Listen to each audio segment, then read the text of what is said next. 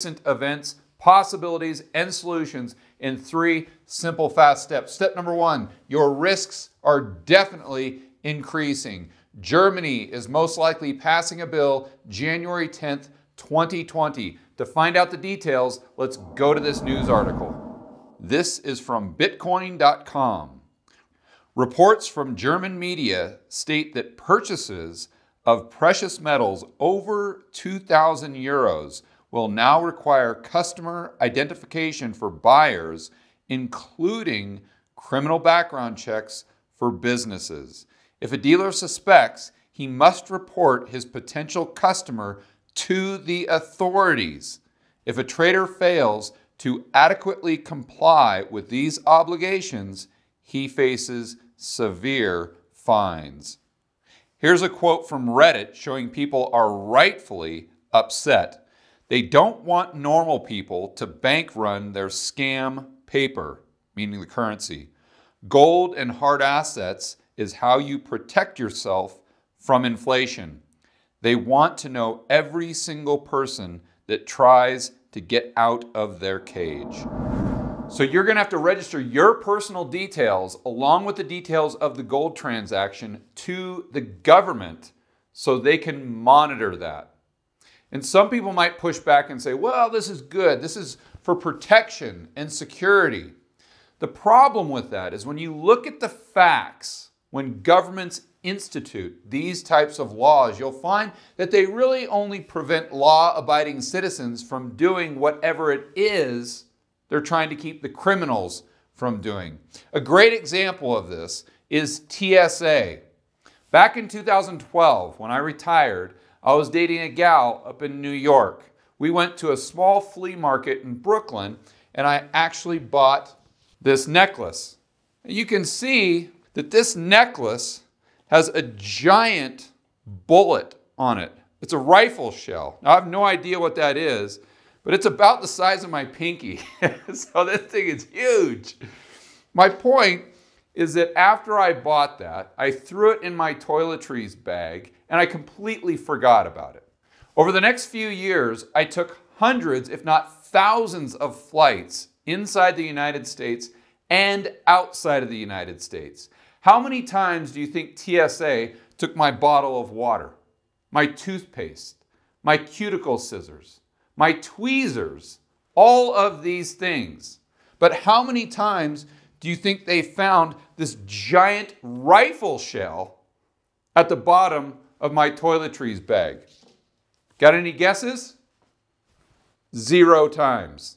That's why I still have it. If you're one of those people that thinks something like TSA that's restricting our personal freedom is a good sacrifice to make because it adds protection and security, you've got another thing coming. If I can get this huge rifle shell in and out of TSA thousands of times over the span of 3 or 4 years, just think what a real criminal could do. So really the net result of these laws that take away our personal liberties and freedom is that they cost the taxpayers billions of dollars without making us any safer or increasing our security. Additionally, I'd like to point out that the data they're collecting is permanent. That doesn't go away. So even if the current government is benevolent and they want to use your personal data for its intended purpose, you're at the mercy of the next person or administration that comes into power.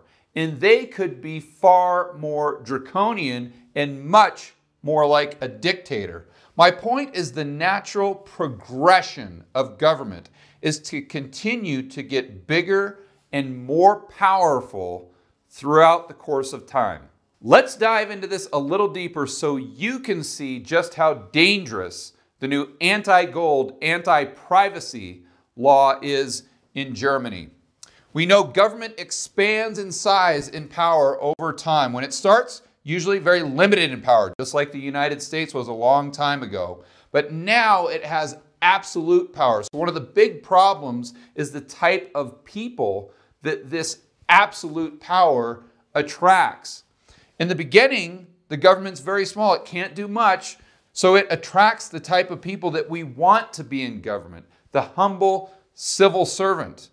But if it has absolute power, then it attracts people who have an insatiable lust for that power. And what makes matters worse is the type of skills that you need to be a successful politician. Number one, you have to be very proficient at lying. You have to have no moral compass whatsoever. Also, you have to have a willingness to compromise your principles and beliefs. And I would go so far as to say most in government today have no principles or beliefs whatsoever. And let's be honest, the majority of the people in government, that is their best opportunity.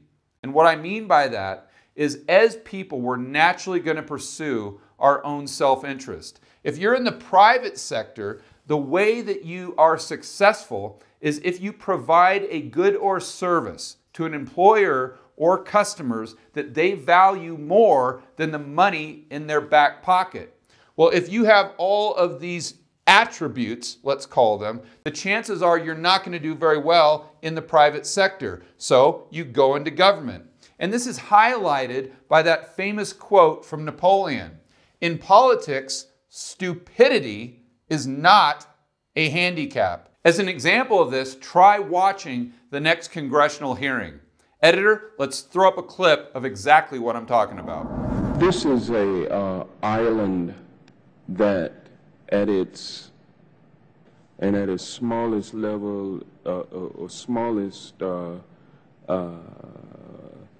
location, it's 7 miles between one shore and the other. Yeah, my fear is that the whole island will become so overly populated that it will tip over and capsize. We don't anticipate that. So did you get that, guys? Next time that you go to an island with one of your buddies, make sure that you both don't go to one side of the island, or obviously it'll tip over and you will fall right into the ocean. You don't want to do that. My point is that even if the current government has good intentions, they're still collecting that data and they have possession of that data. So sooner or later, this type of government will have possession of your data, and eventually this government will have possession of not only your data, but most likely your gold. Step number 2, is gold confiscation even possible? To answer that question, let's take a trip back through history. 1933, FDR signs Executive Order 6102. This required people to deliver any gold to the Federal Reserve in exchange for $20 an ounce. And I might add that FDR later revalued gold at a much higher rate, stealing that purchasing power from the general public. 1935, Mussolini passed Gold for the Fatherland initiative. This involved people donating their rings, necklaces, and other forms of gold by Italian citizens in exchange for a steel wristband that read "Gold for the Fatherland." Sounds like a great trade-off. 1959, Australia's government makes it legal to seize private citizens' gold in return for paper money. This was press release number 29. Philip Lynch, the treasurer at the time, stated that gold had to be delivered to the Reserve Bank of Australia within 1 month of its coming into a person's possession. 1966, Britain prosecutes gold coin investors. During this period, after Britain left the gold standard, the British pound was falling, compelling some people to purchase gold overseas. To stop the pound from falling on currency markets, the Labour government blocked imports of gold coins and banned private citizens from owning more than 4 precious metal coins. One thing I want to point out, that Britain was not on the gold standard at the time they confiscated or made it illegal to have that gold. One of the common arguments is that we could never see a government confiscate gold again because we're not on a gold standard, therefore they don't need that gold to back their currency. But from the story of Britain, we know that is not true. All of these examples of gold confiscation, which I'd like to add, were done by developed countries, not third world countries, were a result of the country having severe financial issues. Well, does that sound like any country that we know of today? I don't know. Maybe countries with negative interest rates, the fact that we're in the midst of a global debt crisis. If you watch my videos, which I'm sure you do, you know there is no lack of risk in the world today from a financial standpoint, and therefore the risks or the possibilities of governments confiscating your gold are even greater than they have been in the past. Step number 3, solutions. What can you do to prevent your gold from being confiscated?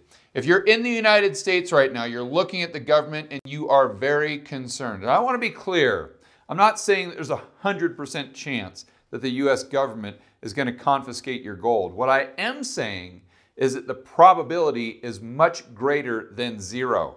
Therefore, it's something you need to be cognizant of and have a plan for. You need to prepare for that just in case. So if you're one of those people like me that thinks about this and wants to protect your downside, the first thing you can do is consider offshore gold storage. I used to suggest looking at the Perth Mint, but after doing research for this video, I'm going to go ahead and take them off the list. Why? Because I didn't know that Australia already stole people's gold.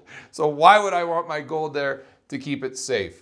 Number 2, I thought it was very interesting that all of the countries that I researched that confiscated gold in the past never confiscated jewelry. And I'm going to put a link in the description below of a video that Mike Maloney did that outlines this beautifully. So if you want to have some of your gold that you keep on you in the form of jewelry, that might not be a bad idea. Number 3 is one of my personal favorites, diversifying your political risk. This is a great plan B with basically no downside.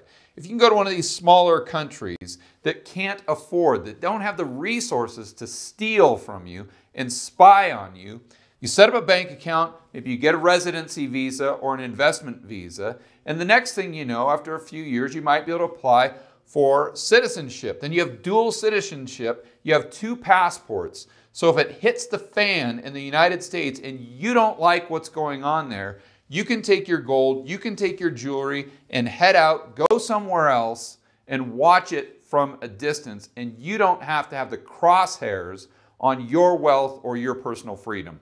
It brings us back to why gold is so important. Do all of us love it because it's yellow and shiny and sits there in the corner? No, we love it for what it represents. It represents more personal freedom.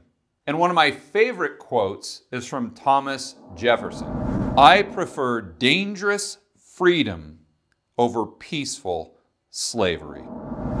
And this new German anti-privacy, anti-gold law is why we need to never forget that quote.